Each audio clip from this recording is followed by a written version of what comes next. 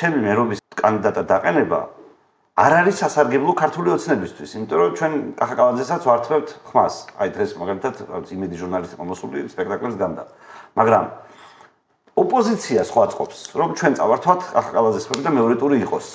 და ამისთვის მე ძალიან ისე მოკრძალებული კრიტიკით ვიტყვი, რომ ძალიან არაბუნებრივია ოპოზიციური მედიის იგნორი ჩვენს მიმართ. მე ვიცი რომ შეიძლება არ გიყვარვართ ხალხო, არა ვართ ჩვენ თქვენთვის მაინც და მაინც საყვარელი ხალხი, მაგრამ საერთო საქმე ამ წუთას ნიშნავს იმას, რომ თუ მოგება გინდათ, ჩვენ უნდა გქონდეს შანსი იმისი, რომ ამ იმაში რა ქვია, როგორც თქვენაც ხარდეთ გადამწყვეტ ბრძოლაში და როგორც თქვენაც ხარდებით რაღაცნაირ საარჩევნო რევოლუციაში და ასე შემდეგ, ჩვენი ადგილი გქონდეს იმ გაგებით, რომ ეთერში ჩანდეთ და ფაქტობრივად ვზრდიდეთ მეორე ტურის შესაძლებლობას.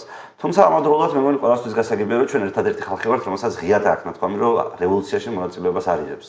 და ვითან ამშრომლებთ იმ ხალხთან, რომელსაც ქართველი ხალხი შეარჩევს ზოგადად ასე თუ ისე, როგორც მას შეურჩევია. შეიძლება მე არ მომწონდეს ქართველი ხალხის მიერ შერჩევის წესი, მაგრამ მე ვფიქრობ, რომ ახლა რაღაცნაირად არის იმის მომენტიც მათ შორის, რომ მართლა შევამოწმოთ, მართლა ვინ იბრძვის ამ ქვეყანაში რამის შესაძლებლად. თბილისის გამოსაგნიჭად.